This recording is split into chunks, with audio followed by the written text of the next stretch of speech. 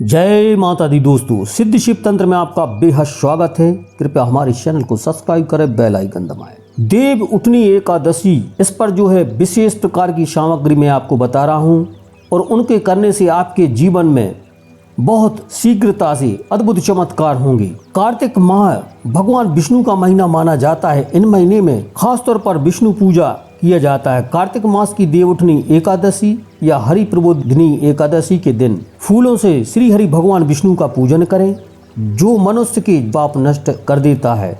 मनुष्य को मोक्ष की प्राप्ति होती है। जो मनुष्य देवउठनी एकादशी पर भगवान को बेलपत्र से पूजन करते हैं वो मुक्ति को प्राप्त होते हैं।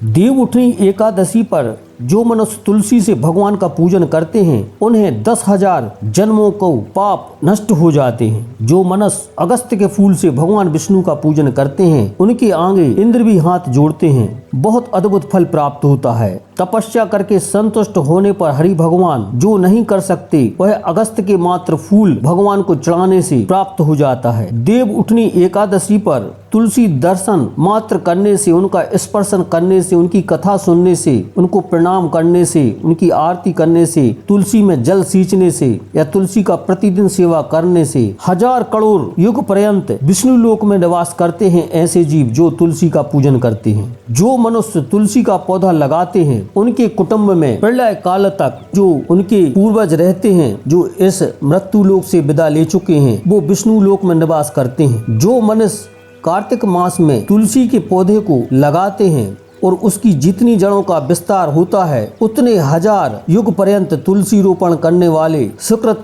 का विस्तार होता है। जिस किसी मनुष्य द्वारा तुलसी लगाई जाती है और उसकी जितनी शाखाएं बीज फल पृथ्वी पर बढ़ते हैं उतने ही कुल जो बीत गए हैं और होंगे वे 2000 कल्प तक भगवान विष्णु का यहाँ निवास करेंगे। दोस्तों, तुलसी का पौधा एकादशी के दिन लगाने से, कार्तिक मास में उसका पूजन करने से हजारों कल्प का फल प्राप्त होता है। वो लोग सदा मृत्यु उपरांत जब मृत्यु लोक से चले जाते हैं तब विष्णु लोक में उनको निवास करने को स्थान मिलता है।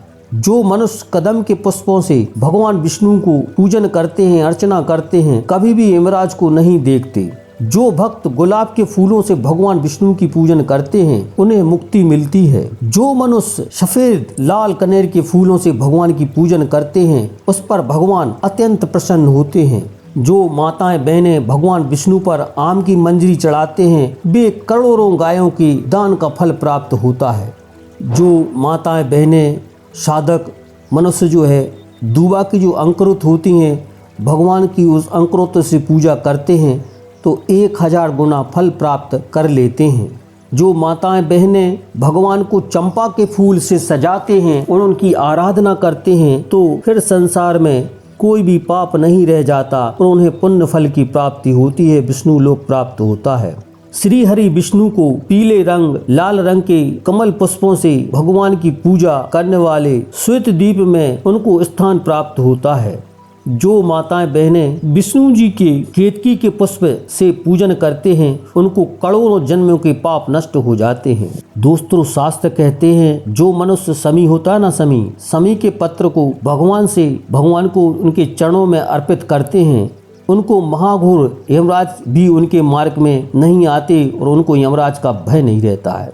जो माताएं बहनें बकुल और अशोक के फूलों से भगवान विष्णु की पूजन करते हैं वे सूर्य चंद्रमा तक रहने तक किसी भी प्रकार का उनके जीवन में दुख और शोक नहीं होता।